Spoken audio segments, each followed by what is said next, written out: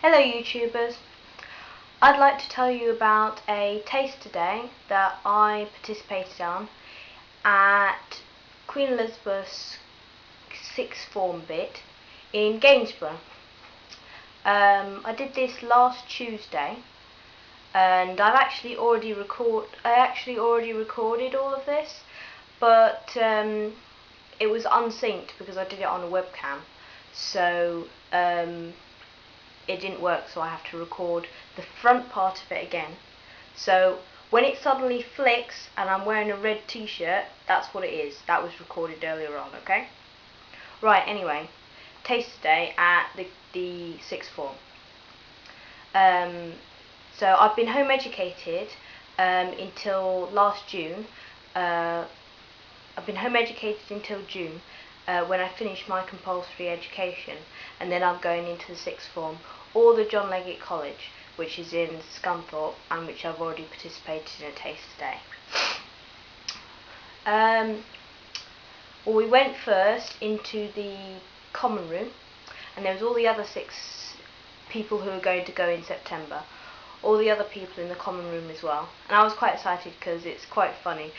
Common rooms, and they have houses as well. It's a bit like Hogwarts. I thought that was funny. But I didn't get to be put into a house because it was just a taste today.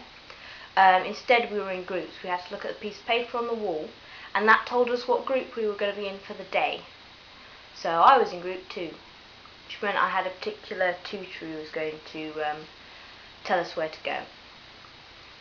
So as I chatted with some of the people in the common room while we were waiting for it to be ready to us to go,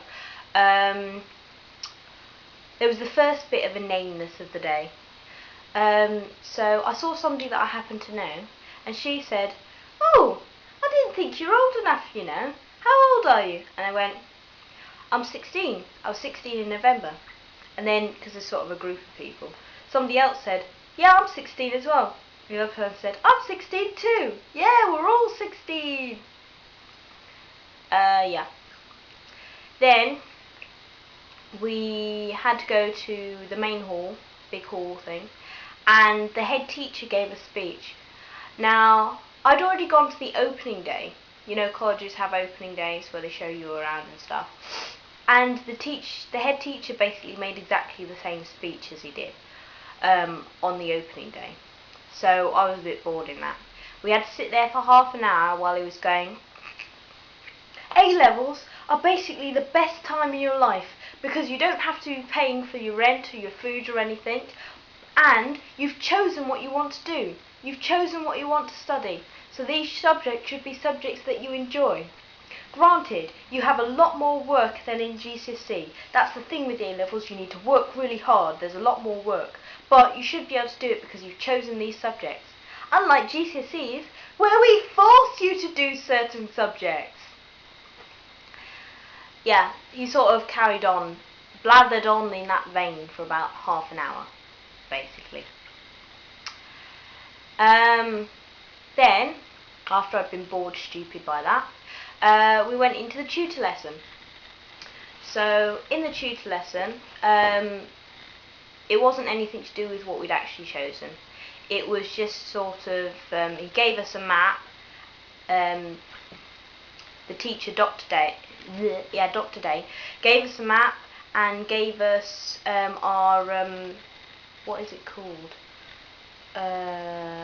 Schedule for the day. So I had my physics first, then my art, biology and chemistry. Because those are the 4 that I'm doing, but I'm only doing physics as an AS, not as an A2. So after we'd done that and we'd asked him some questions, then we had to do icebreaker session. So we had to do 2 truths, 1 lie, which was quite fun.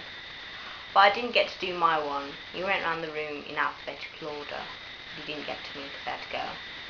Anyway, my one was quite funny because he said, I didn't know what it was at first. He said you have to pick something obscure about yourself. Pick 3 obscure statements and make one of them false. So my 3 statements were, I believe in the existence of dragons. My favourite artist is Salvador Dali. And and I wish I could have a pet rat, snake or fennec fox. And the false one there is... my favourite artist is not Salvador Dali, it's Turner. Right. Anyway, then I went on to physics. And it was physics with Mr. Watt. Can you imagine that? Mr. Watt, the physics teacher. Yep. But I didn't really like him from the start. He was a bit, I don't know what it was about him. Anyway, we all sat down and we all had these worksheets that we had to look at. And we had to set up an apparatus that was to measure the oscillations on a spring.